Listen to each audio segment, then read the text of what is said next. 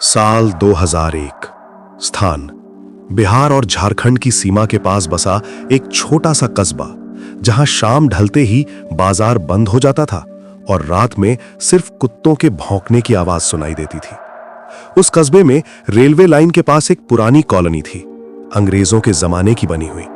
ज्यादातर घर खाली थे।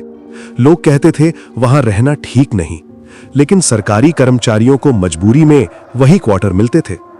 सतीश कुमार भी उन्हीं में से एक था। उम्र 34 साल, रेलवे में टेक्नीशियन। पोस्टिंग नहीं थी, इसलिए उसे कॉलोनी का आखिरी क्वार्टर मिला, नंबर C17। पहले दिन सब कुछ सामान्य लगा। घर पुराना था लेकिन रहने लायक। सतीश की पत्नी सीमा और 7 साल की बेटी पूजा भी साथ आई थी। पहली रात कुछ खास नहीं हुआ।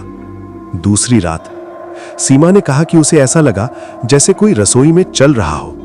सतीश ने समझाया, पुराना घर है, आवाजें आती हैं। तीसरी रात पूजा नींद में उठकर बोली, पापा वो अंकल फिर आ गए।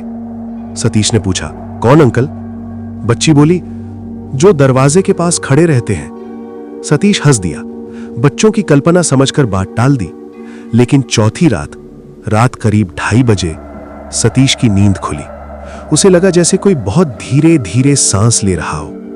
वो आवाज उसके कमरे के बाहर से आ रही थी। उसने उठकर दरवाजा खोला। बरामदा खाली था, लेकिन जमीन पर गीले पैरों के निशान थे। रेलवे कॉलोनी में उस रात बारिश नहीं हुई थी। सुबह सतीश ने पड़ोसी से पूछा।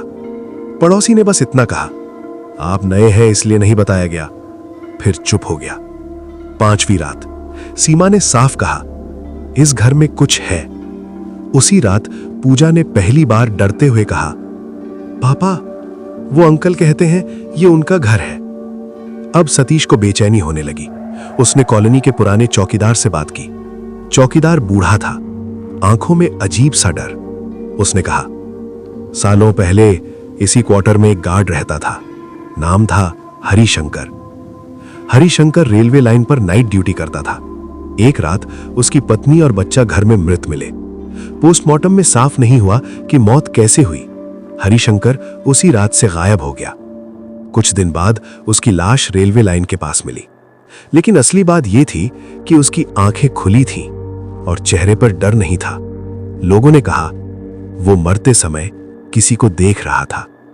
छठी रात 3:12 पर सतीश के कान में किसी ने बहुत पास से कहा, तुम यहां क्यों आए? सतीश पसीने से भीग गया। आवाज किसी आदमी की थी, लेकिन उसमें थकान नहीं, गुस्सा नहीं, बस अधिकार था, जैसे ये घर उसी का हो। अब हर रात चीजें बदलने लगी। दीवार पर खरोचे, दरवाजा अपने आप खुलना, रसोई में बर्तन हिलना। लेकिन सबसे डरावनी बात, सीमा ने कहना शुरू कर दिया, किसी ने मुझसे बात की है। उसने बताया कि एक आदमी है जो कहता है, मैं यहां से गया नहीं हूं। एक रात पूजा ने कहा, पापा वो अंकल कहते हैं आप हमें यहां से निकालना चाहते हो। अब सतीश डर गया। उसने ट्रांसफर की अर्जी डाली, लेकिन जवाब आने में समय था। 10वीं रात सीमा को बुखार था। पूजा सो रही थी। सतीश बाहर बरामदे में बैठा था।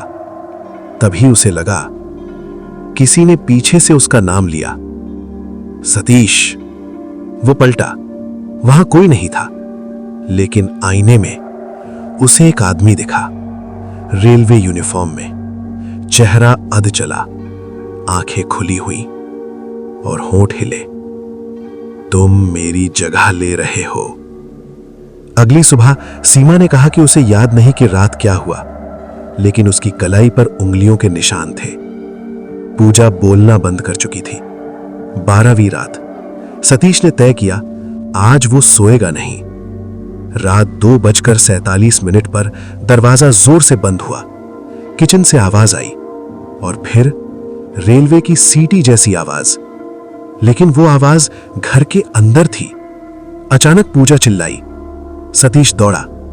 पूजा दीवार की तरफ देख रही थी और रोते हुए बोली, पापा वो अंकल कह रहे हैं मम्मी को जाना पड़ेगा। उस पल सीमा बेहोश होकर गिर पड़ी। अस्पताल ले जाया गया। डॉक्टरों ने कहा एक्सट्रीम शॉक।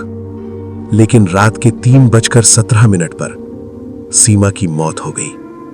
कोई मेडिकल कारण नहीं मिला।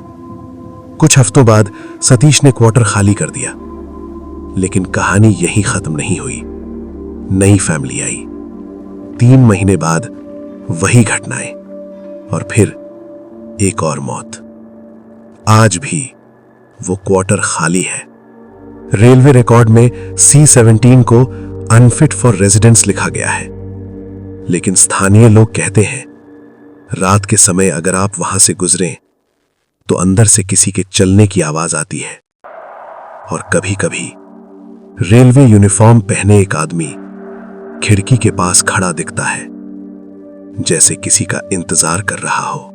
सीमा की मौत के बाद सतीश पूरी तरह टूट चुका था। पोस्टमार्टम रिपोर्ट में फिर वही लाइन लिखी गई थी, cause of death shock. Railway अधिकारियों के लिए मामला यहीं खत्म हो गया। एक और फाइल बंद, लेकिन सतीश के लिए कुछ भी खत्म नहीं हुआ था। क्वार्टर खाली करने के बाद वो अपनी बेटी पूजा को लेकर अपने गांव चला गया। पूजा कई हफ्तों तक एक शब्द नहीं बोली। रात में नींद में उठकर दीवार की तरफ देखती रहती थी, जैसे कोई वहां खड़ा हो। एक रात सतीश ने सुना पूजा धीमे से बोल रही थी, अंकल, मम्मी को वापस भेज दो। सतीश के शरीर से जैसे जान निकल गई। उसने लाइट जलाई। कमरा खाली था, लेकिन पूजा की आंखें खुली थीं। उसने सतीश की तरफ देखा और बोली, वो नाराज है, आपने उनका घर छीन लिया। उस रात के बाद पूजा को डॉक्टर के पास ले जाया गया। डॉक्टरों ने कहा ट्रॉमा है, समय लगेगा। लेकिन सतीश जानता था यह सिर्फ ट्रॉमा नहीं है, इससे आगे कुछ है। इधर रेलवे कॉलोनी में C-17 खाली पड़ा रहा। 3 महीने बाद अधिकारियों ने उसे दोबारा अलॉट कर दिया। नई फैमिली, नाम था अनिल मिश्रा, लोको पायलट, पत्नी रेखा, एक बेटा, उम्र 5 साल। पहले हफ्ते सब ठीक रहा। दूसरे हफ्ते रेखा ने पड़ोसन से कहा, रात में कोई खिड़की के पास खड़ा रहता है। पड़ोसन ने मजाक समझकर बात टाल दी। तीसरे हफ्ते अनिल की ड्यूटी रात की थी। रेखा और बच्चा घर में अकेले थे।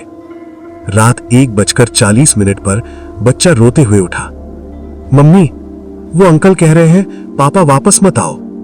रेखा ने बच्चे को चुप कराया, लेकिन 2:55 पर घर के अंदर रेलवे सीटी की आवाज गूंजी। रेखा ने सोचा शायद बाहर से आ रही होगी, लेकिन आवाज घर के अंदर घूम रही थी। अचानक किचन का दरवाजा खुला। रेखा ने देखा एक आदमी खड़ा था, रेलवे यूनिफॉर्म, पुराना, चेहरा अध जला। उसने कुछ नहीं कहा, बस खड़ा रहा। रेखा चीख भी नहीं पाई। सुबह 4 बजे अनिल घर लौटा। रेखा जमीन पर पड़ी थी, आंखें खुली, शरीर ठंडा। बच्चा कोने में बैठा दीवार से बात कर रहा था।